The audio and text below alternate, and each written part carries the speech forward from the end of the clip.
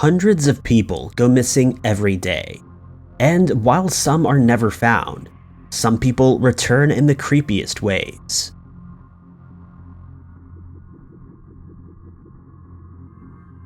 Number 5. The story surrounding the mysterious disappearance and reappearance of Lyle Keller is still developing. However, here's what we do know. 61-year-old Lyle Keller left his home located on the outskirts of Occidental and Sebastopol, California, on Sunday, July 25, 2021. Lyle was last seen leaving his home at 6:30 a.m. on July 25th for a solo hike. However, as the hours passed and Lyle didn't return home, his family called the police and filed a missing persons report. After receiving the call, local police in Sonoma County began their search. However, they found no signs of Lyle. Friends and family became increasingly concerned as the hours passed and Lyle failed to make contact with them. He'd not expressed any desire to run away, and began looking more and more likely that he'd encountered trouble while on his hike.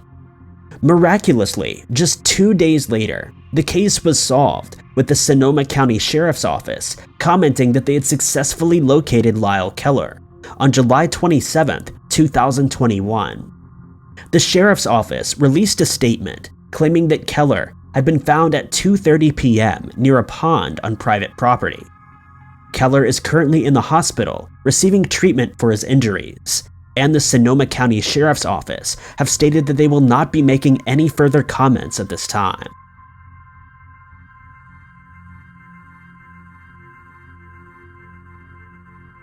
Number 4.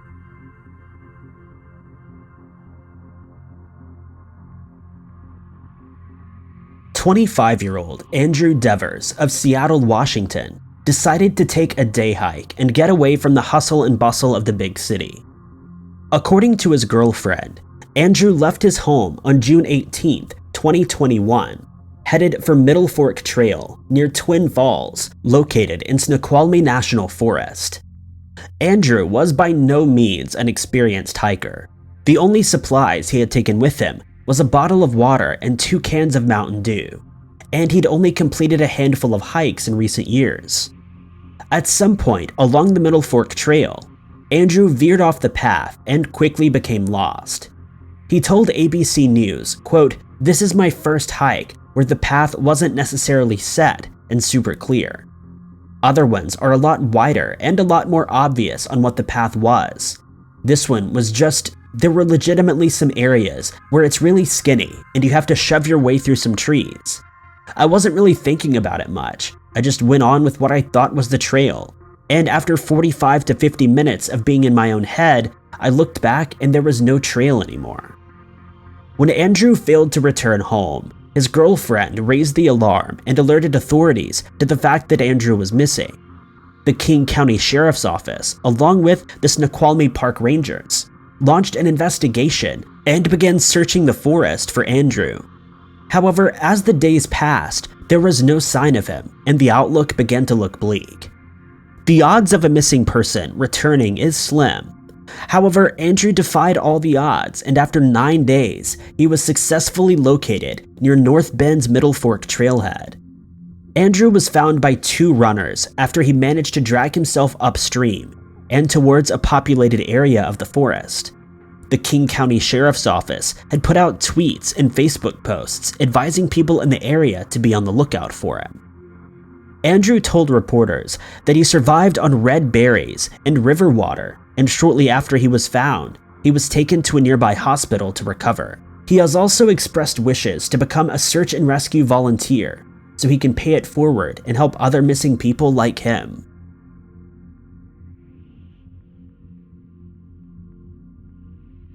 Number 3.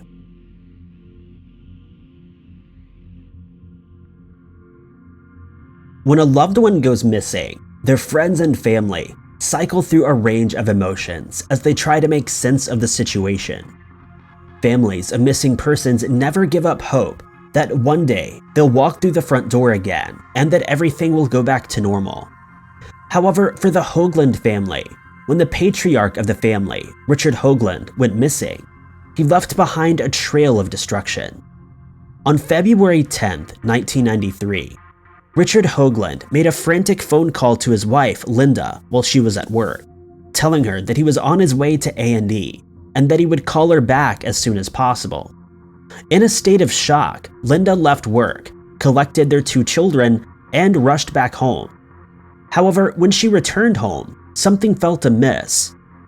Unsure of which hospital in Indianapolis he had gone to, Linda began calling around to see where Richard was, but no hospitals in the area had made any record of a Richard Hoagland being admitted that day. The realization soon set in that Richard was missing, and Linda called 911 to report her husband missing. Despite a lengthy investigation, little evidence was recovered.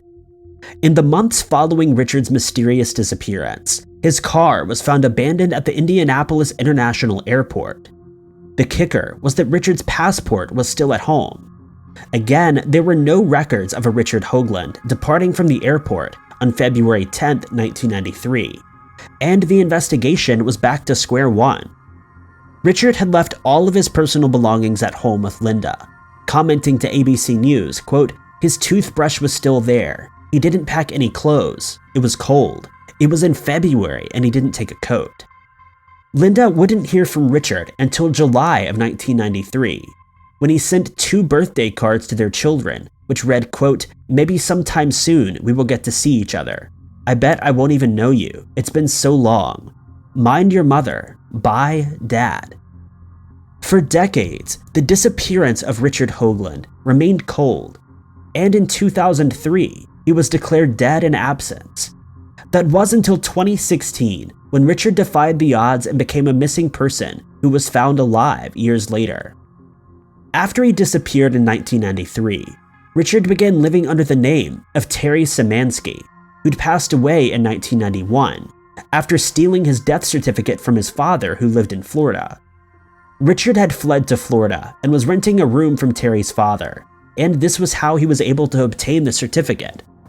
From there, Richard obtained a birth certificate, a driver's license, and other documents that he used to live under his new assumed name. He even got married under the name of Terry Szymanski, with his new wife having no idea that he was in fact a missing person. The game was up for Richard in 2016, when the Szymanski family started looking into their lineage and made a family tree, during which they realized that Terry, who'd passed away in 91, had somehow also gotten married in 93. This was a red flag for the family, who called the police and reported that his identity had been stolen. Police apprehended Richard Hoagland and informed his new family of his real identity. They also informed his ex-wife Linda that after 23 years, Richard had been found alive. Richard Hoagland was arrested and found guilty of identity fraud in order to serve 2 years in federal prison.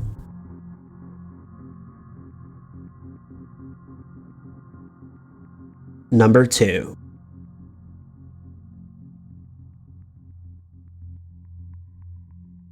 For almost 30 years, Edgar Latulip lived his life, not knowing that he was a missing person, and that his family had dedicated their lives to looking for him.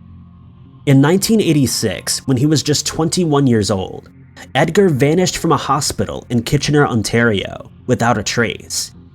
According to his family, Edgar had impaired cognitive ability, and his ability was likened to that of a teenager, and he required daily support.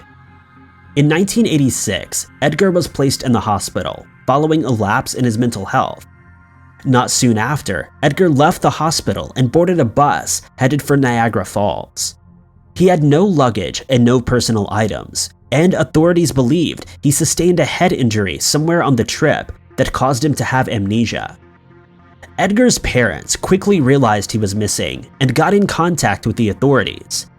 As Edgar was a vulnerable person, a wide-scale search was quickly actioned. However, this search yielded no results. Edgar's family never gave up hope that one day they would be reunited again, and 30 years later, they would receive a phone call that would shock them.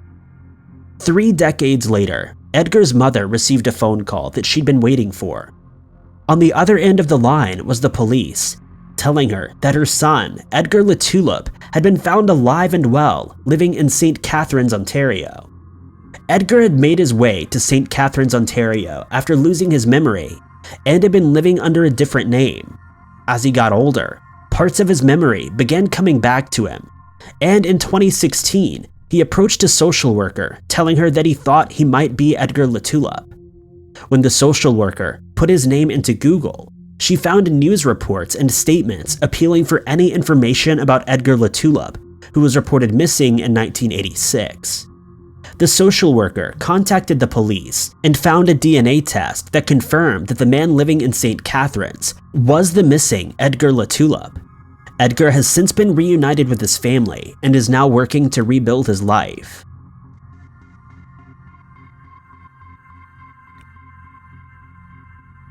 Number 1.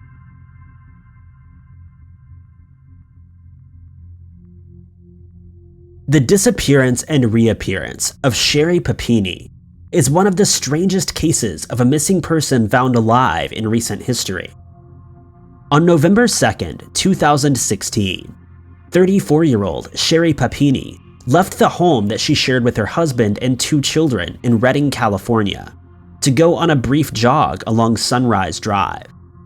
When Sherry's husband, Keith, returned home and found that Sherry wasn't there, he knew that something was very wrong. After frantically calling her phone and contacting other family members, he decided to use the Find My iPhone feature to track Sherry's location.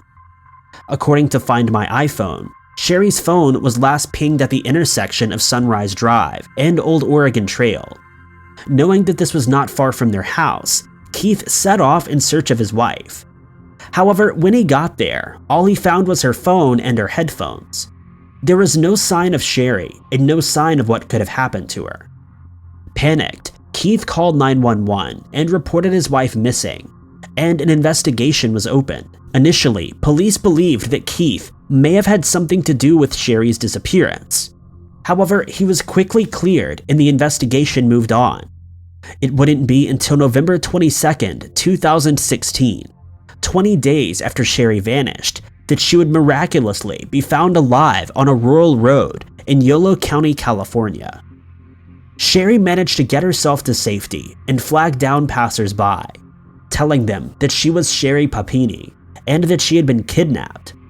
When police arrived at the scene, they found an injured and emaciated Sherry. She weighed just 87 pounds, had a broken nose, and had her hair chopped off.